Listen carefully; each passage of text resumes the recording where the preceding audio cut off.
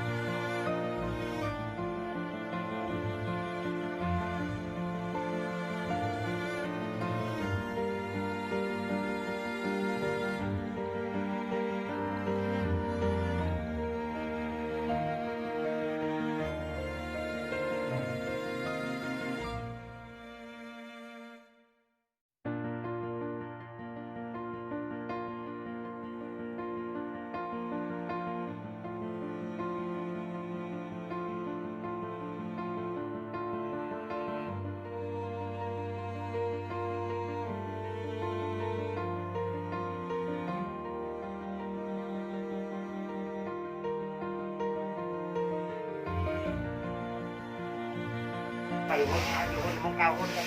บ้านปากกาไปเก็บได้นั่นอยู่คนหาที่ไหนที่ไหนไป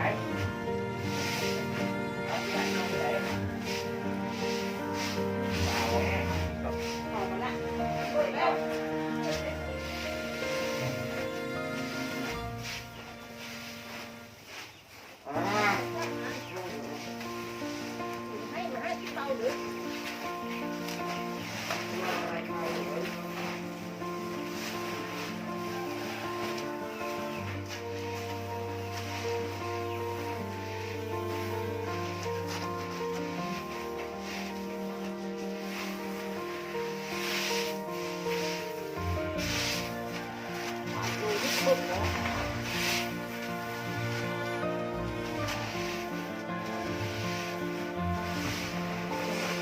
นี้เป็นกับไม้ทับดินโดยโบราณลำ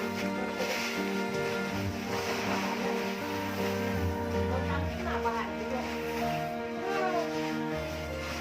บ้านเป็นสวัสดิ์โยน ดีเนาะ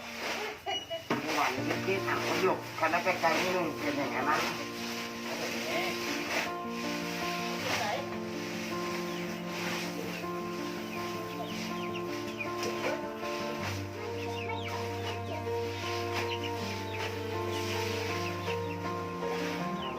ไม่ได้มาวัดพระเลยนะ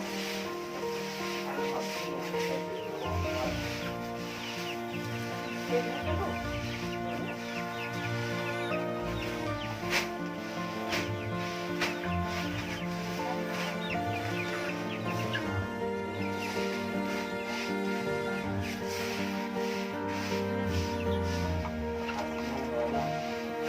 วัดจะมา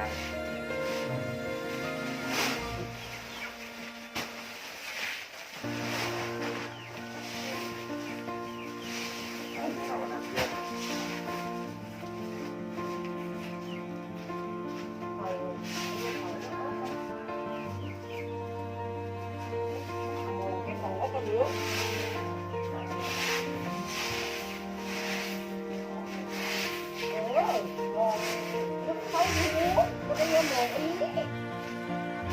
เป็นหมออันนี้ตะไคร้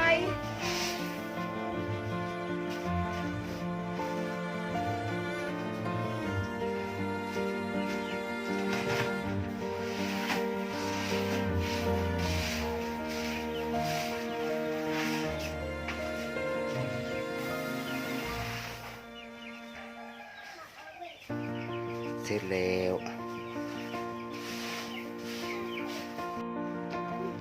ไป ไปกันเลย ต่อไปเอาไปทำมันนะวางหัวลงไปในนั้นเนาะ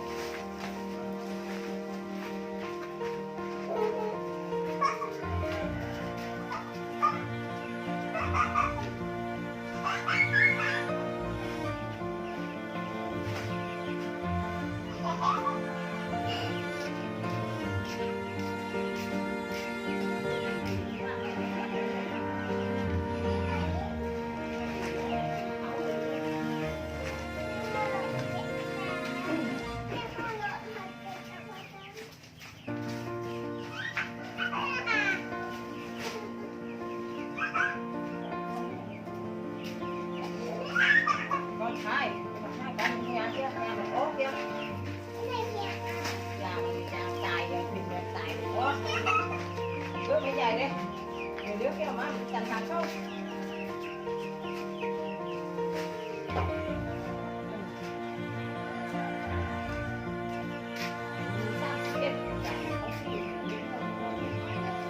รู้นะ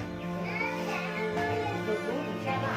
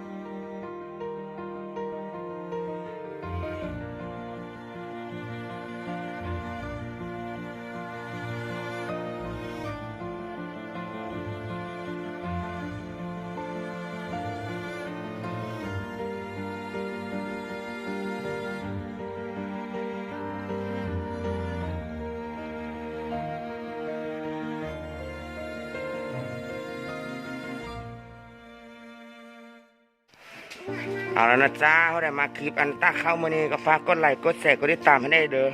ในประมาณ50กระสอบปุ้ยเบยจังเบยแฮะเบยห้าวเขาเบยตักเบยกินแล้วบ่เบยจ้ะแค่เนาะฝากเป็นกำลังใจให้กันเฮื่องๆยาวๆเด้อ2 วันสั้นๆมันดินจ้ะบ๊ายบายไปเอาหน้าเอาผ้าแล้วบ๊ายบายเบย